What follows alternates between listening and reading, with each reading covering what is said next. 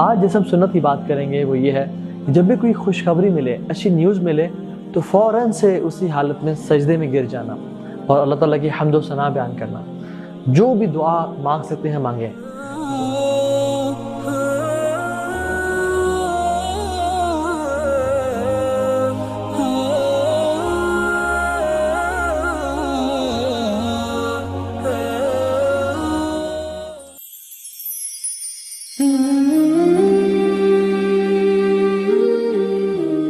السلام علیکم ورحمۃ اللہ وبرکاتہ۔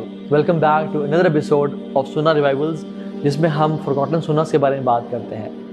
پہلے ہم نے اپنے ایپیسوڈز میں پڑھا تھا کہ جب بھی کوئی خوشخبری ملے، کوئی اچھی نیوز ملے، ہمیں کیا کرنا چاہیے؟ صدقہ دینا چاہیے اللہ تعالیٰ کے راستے میں۔ آج جس ہم سنت کی بات کریں گے وہ یہ ہے کہ جب بھی کوئی خوشخبری ملے، اچھی نیوز ملے تو فوراً سے اسی حالت میں سجدے میں گر جانا اور اللہ تعالیٰ کی حمد و ثنا بیان کرنا۔ جو بھی دعا مانگ سکتے ہیں مانگیں۔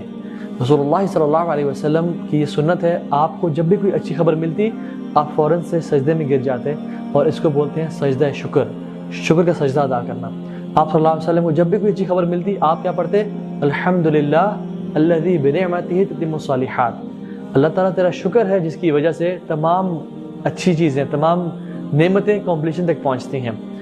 جب بھی کوئی سیلری میں انکریز ملے، جب بھی کسی کو شفا ملے، جب بھی آپریشن سکسیسفل ہو جائے، کسی کا کووڈ کیس نیگیٹو آ جائے، فوراً سے گر جائیں اور اللہ تعالیٰ کی حمد و ثنا بیان کریں۔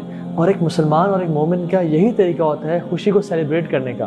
وہ ایسا نہیں کرتا کہ بلکہ گانے لگا دے، ناچنے شروع کر دے، گانا شروع کر دے اور جو ہے نا اللہ تعالیٰ کی نافرمانی میں بڑھ جائے۔ نہیں، مسلمان کو جب بھی کوئی خوشی ملتی ہے، کوئی اچھی خبر ملتی ہے، وہ اپنی اطاعت میں انکریز کر دیتا ہے، وہ اللہ تعالیٰ کی فرمانبرداری میں اپنے آپ کو بڑھا دیتا ہے۔